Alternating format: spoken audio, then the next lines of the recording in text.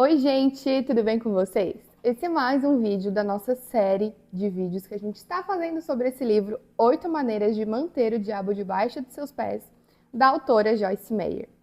Aqui, a gente hoje vai falar sobre as 2 primeiras maneiras de manter o diabo debaixo dos seus pés, que são: permaneça em paz na tempestade e passe um tempo com Deus. Para quem é novo aqui, né, para quem caiu nesse vídeo do nada, eu queria dizer para você que já tem o primeiro vídeo dessa série que a gente fala sobre os 3 primeiros capítulos, né, que são: tome posse da terra, você realmente quer ser curado e seja alguém que faz e não apenas que ouve. Então, o primeiro vídeo a gente fala sobre isso, né? A gente já tem uma terra, a gente precisa tomar posse dessa terra, a gente precisa ter uma decisão de querer ser curado, né? É uma pergunta se a gente realmente quer ser curado.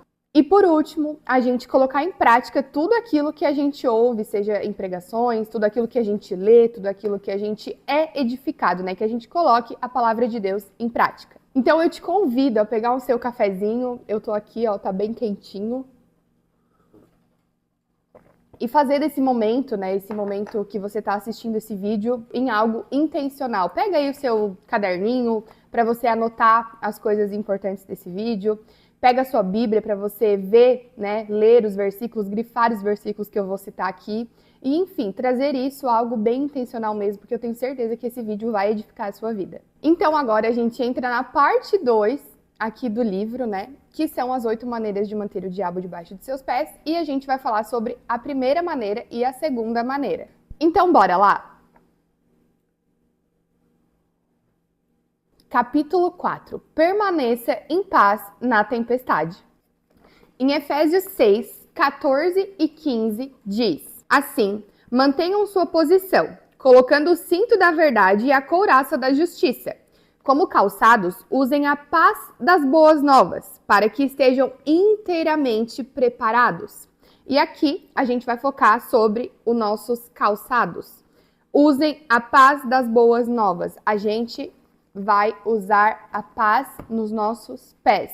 O que isso quer dizer? O que a gente faz com os nossos pés, né? A gente caminha. Então, a gente precisa caminhar em paz. Se a gente quer caminhar com Deus, a gente precisa aprender a caminhar e a andar em paz. A gente precisa buscar essa paz e é isso que a gente vai tratar nesse capítulo, que é permaneça em paz durante a tempestade. E a Joyce já traz aquela lembrança de que a gente não luta contra carne e sangue, né? A gente luta contra principados e potestades. A nossa guerra, a nossa luta, ela é espiritual, ela não é contra as pessoas, é contra aquilo que as pessoas carregam, aquilo que está nelas, né? E que se a gente quer vencer essas batalhas espirituais, a gente precisa caminhar, buscar a paz e andar nela. É isso que Paulo está tentando nos dizer ali em Efésios. Andem em paz. E a autora dividiu esse capítulo em 6 temas poderosos e agora a gente vai entrar neles.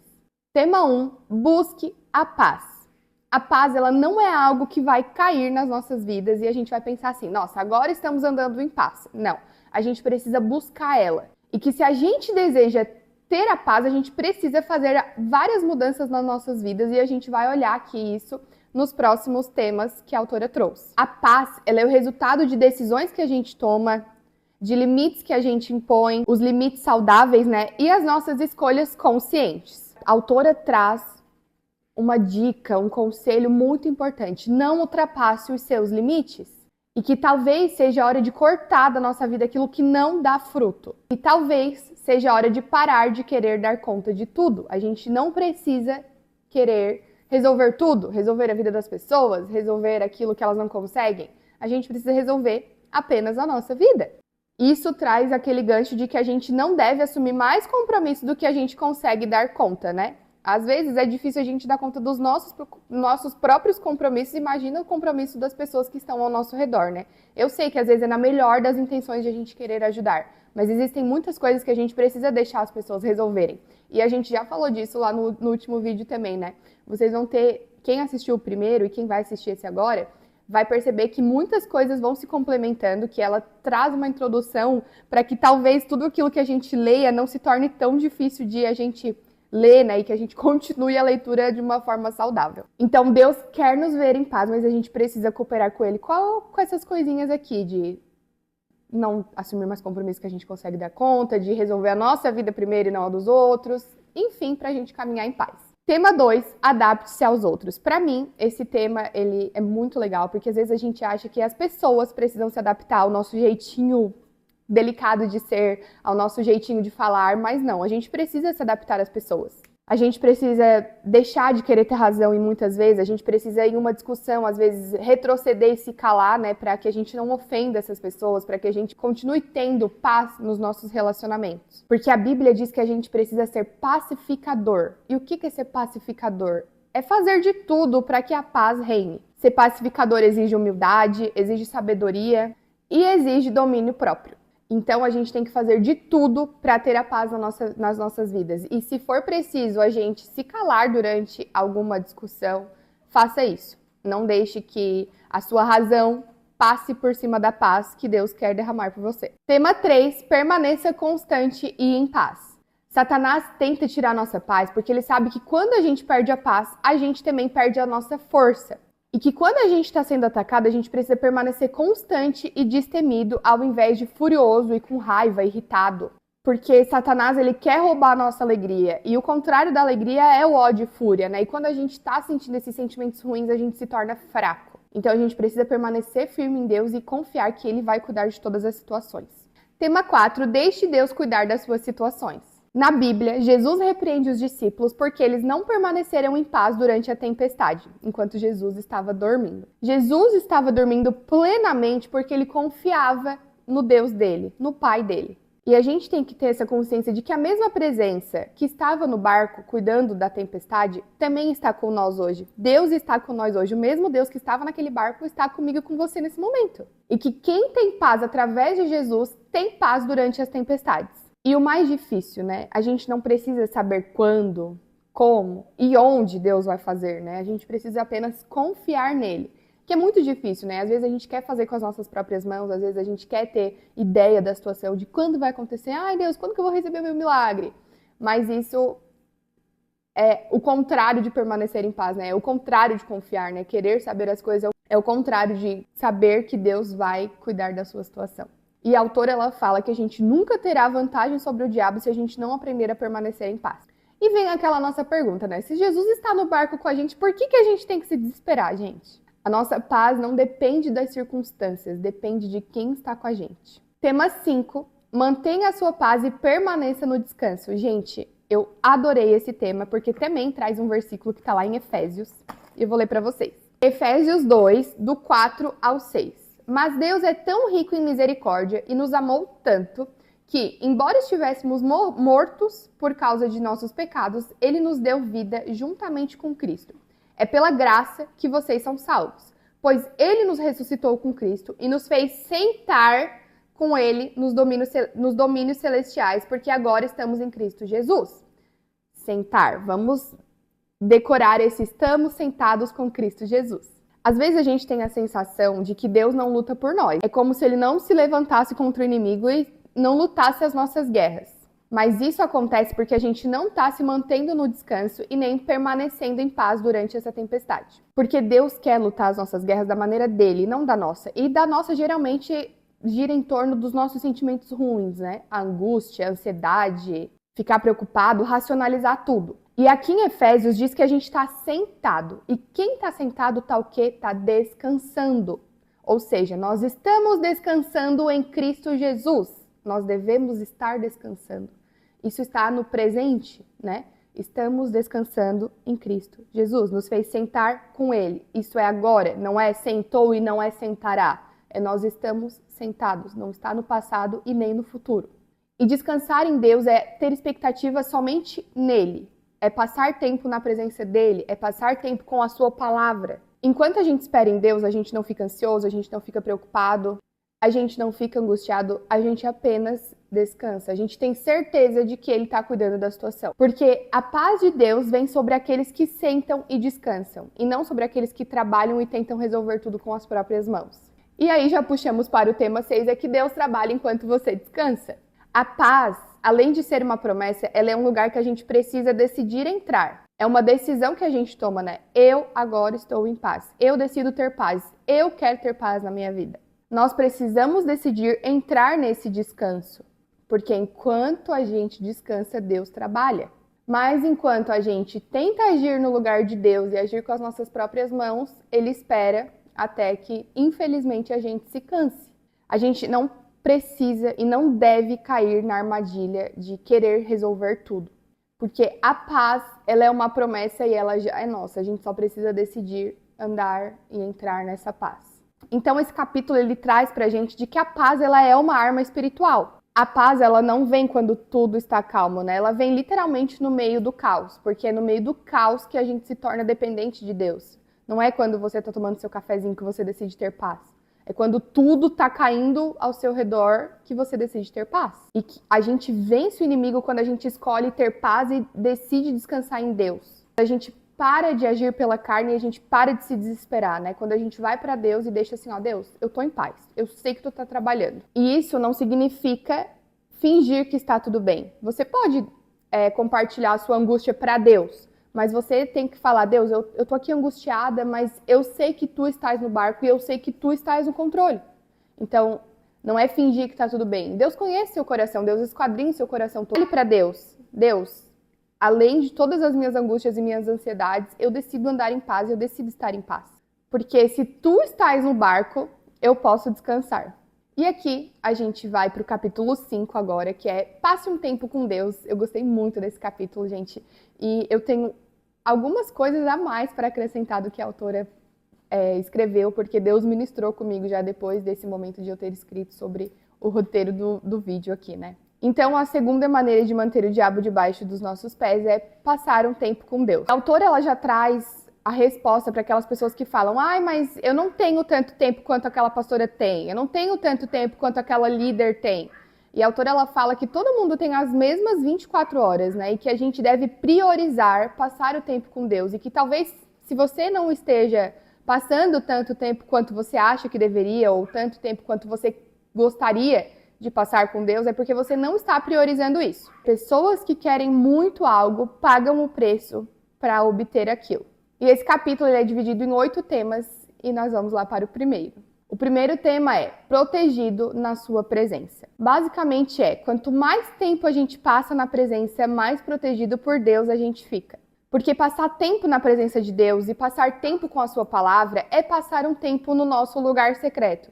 Pode ser o seu quarto, pode ser a sua cozinha, pode ser o quartinho que você tem aí da bagunça. E ajeita isso aí porque Deus merece um lugar bem lindo, né?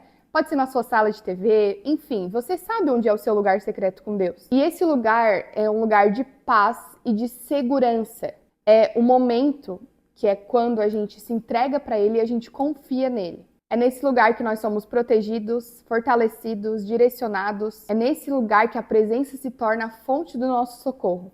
Tema 2, não me envie sem a sua presença, né? Uma frase. Foi o que Moisés disse para Deus. Nós precisamos ter essa consciência que não importa onde a gente esteja, onde a gente vai, o que a gente está enfrentando, a gente precisa da presença de Deus. Porque a presença de Deus é a nossa força e ela é a nossa garantia de vitória. E a maneira que a gente tem de manter a unção das nossas vidas, né, nas nossas vidas, é passar tempo na presença. E o que a gente pode fazer para passar tempo com Deus, né? A gente pode ler a Bíblia, a gente pode assistir um vídeo, que nem você está fazendo agora, você está passando um tempo na presença de Deus. Você pode botar louvor enquanto você lava a louça, você pode fazer algo, fazer tudo intencional, né? Não algo, fazer tudo intencional. Deus também está presente nos nossos momentos de silêncio. Às vezes você pode ir para o seu quarto, no seu lugar secreto e falar assim, ai Deus, hoje eu só quero ficar em silêncio. Eu quero ficar em silêncio aqui na tua presença. Deus também aprecia e Ele também está durante o seu silêncio, né? Ele também está no seu silêncio. A gente precisa ter a consciência de que a presença de Deus está sempre com a gente, mas que a gente também pode invocar e fazer algo intencional. Tema 3 é uma pergunta. Você pode ouvir os pássaros? E aqui a autora traz a gente para um convite à quietude.